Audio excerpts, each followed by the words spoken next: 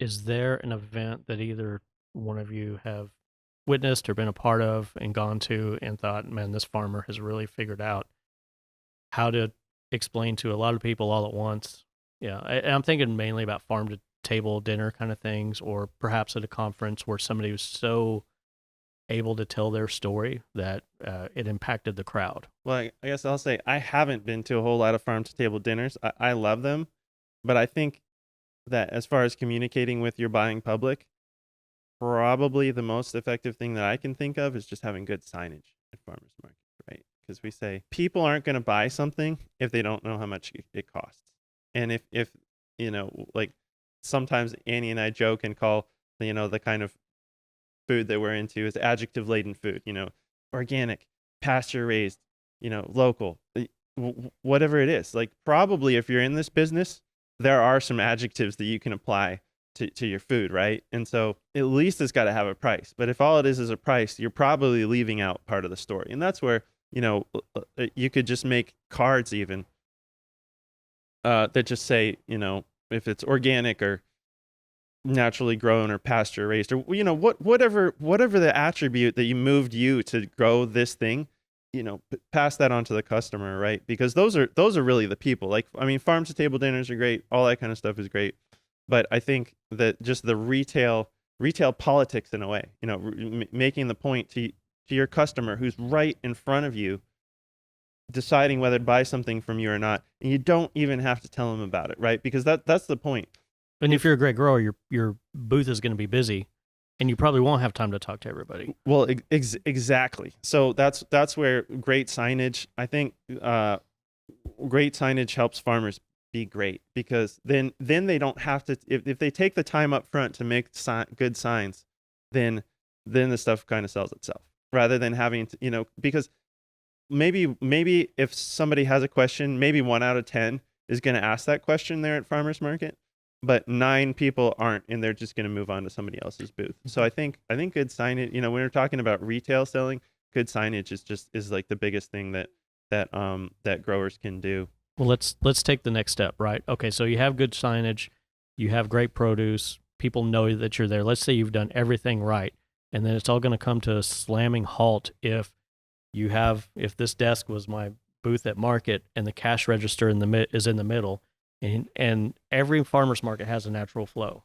And if people are naturally coming this way and the checkout is here and they're going to have to go around and get this and pick that, and just like a grocery store, like everybody complains every now and then Walmart completely changes the whole store 180 degrees and nobody can find anything. But if at a farmer's market you had this natural flow of, oh, I get this and I get that and I get this and I check out and I'm on my way, and it's not impeding the other vendors, it's not impeding the flow of traffic at the market. You really have to stop what you're doing or have somebody do that for you and be like, just observe not only our booth and where the hangups are, but like, how is this in relationship to the other market, booth placement, that kind of thing. I don't think a lot of people fully think that out. And even some dear people I love to death, just it's hard to shop at their booth because you've got Gertie coming in over here and elbowing her way off in the middle of everything. You're trying to wait in some kind of imaginary line that you think is possible. You have to create these natural flows within your booth. Yeah. And someone else wants to have a question about, purple carrots, and there's a story behind that. And so, but I think there's 2 opportunities here, and signage being one of them. And then the other is having, your logo, whether that's on your tablecloth or your banner, or the bag, or a business card or something that identifies your farm. You might not have 10 minutes to tell your farm story to every person at the booth, but if they can walk away from your booth and find you the following week because they recognize the color of your logo or your business name, or they say, where are you located? And you tell them this town, or they've got that logo that they can then go back and check out your website and say, oh, here's the farm story. And they fall in love with your farm and what you're doing. And then they make it a point to come back, or they follow you on social and they see that you're posting carrots are ready, radishes are ready, so on and so forth. So half of that opportunity is the signage at the booth, and then the other half is how does that person that buys from you and walks away, how do you tie them back to your farm for another purchase in the future? Yeah. Well, that's a really good point, because we know farmers are buying twist ties, they're buying bags, they're buying boxes, they're buying whatever containers they're using to package their product anyway, right? Mhm. It only takes us a little bit more effort. So hopefully you have a logo. So, to get a logo designed, if you don't have one, and then buy some customized twist ties, or buy customized packaging, because it doesn't cost that much more. It does take a little bit of extra effort because you have to order it up front. But once you've done it one time, you're just reordering, because you're exactly right. Then people are looking at your logo at home. Right. And it's good, right? Because it's fresher. It probably tastes better than what's in the grocery store. It's better for them and all that kind of stuff. And so, yeah, that's a really good point, is that it's a little bit more effort, helps to make that connection for people, when they're not even at your stand anymore, and can help them come back. Well, there's so many lessons that we can learn from grocery stores, and if we're talking about the signage, and if we're talking about the flow, think about what else happens at the cashier. You're now in front of all this little things you didn't go to the store to buy, and it's all high margin, high markup items. And I'm forever complaining about everything, but more in particular, you always hear in some basic level farmers market stuff, well, we'll have recipe cards. Yeah, okay. Well, why don't you put those in a seasonal book that are going to answer the majority of the questions that you may not have time to answer anyway? A local print shop is going to be able to spiral bound that, and now you have a recipe book that tells your farm story. That's a physical thing that you can put in their kitchen. So every time they're in their kitchen, you have this little reminder. You also have the opportunity to go to, you could go get cup towels made with your farm's logo on it. And people love little towels and little kitchen things like that, or a hot plate cover with your farm's logo that cost you $2-3 to have produced. It gives somebody something to buy. People that come to the farmer's market want to support you in all the ways, or else they wouldn't be there. So if you give them something else to buy, especially a high margin item that can be logoed, and then to your point, every time they turn around their kitchen, it's your farm logo, or a resource for them that they can go back to.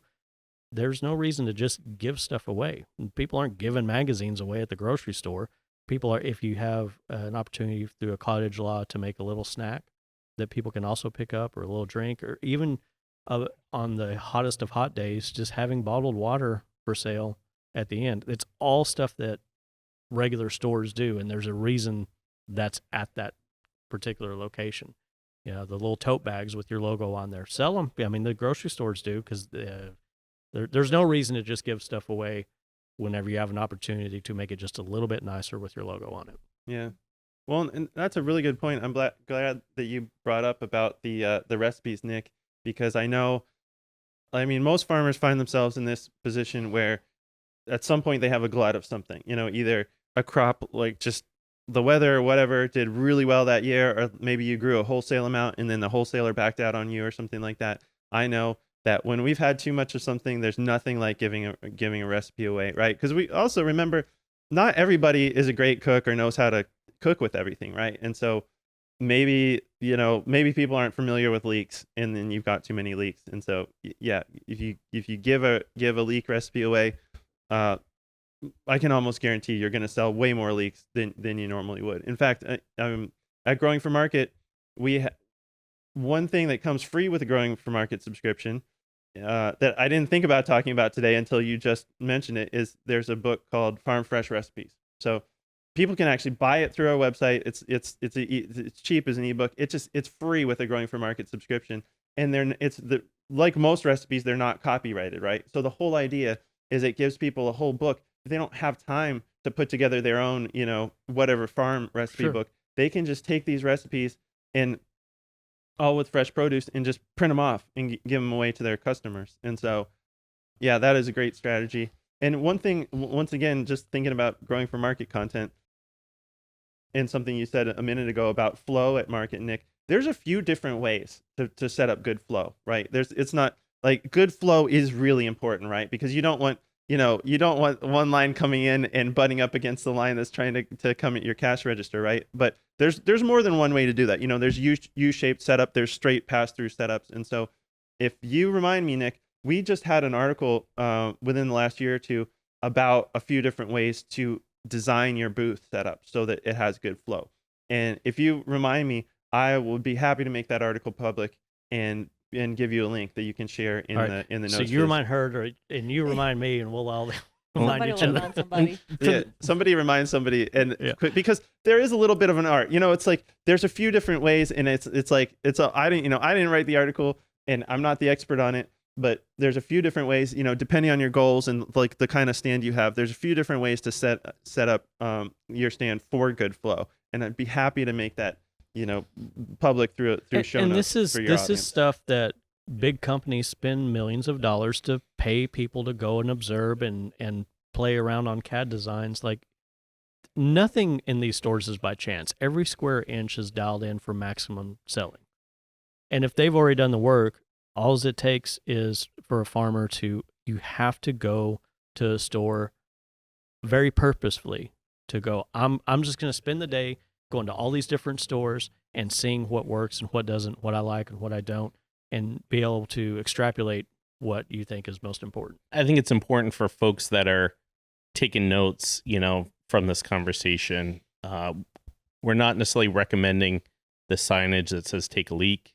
That might not be advisable for market, but I want to retire all of these farm memes. It's dry, like, as a man. All right, I want to get back to your point, but this constant resharing of that same scarecrow in the field, we've got to just be a little bit more creative as farmers. Quit sharing other people's photos. Get your own photo. Still do the memes, and you can still. But come on, just make it a little better. Make it your own. Make it something that if somebody sees it, they know it's you, and not just some fuzzy picture you've screenshotted off the internet.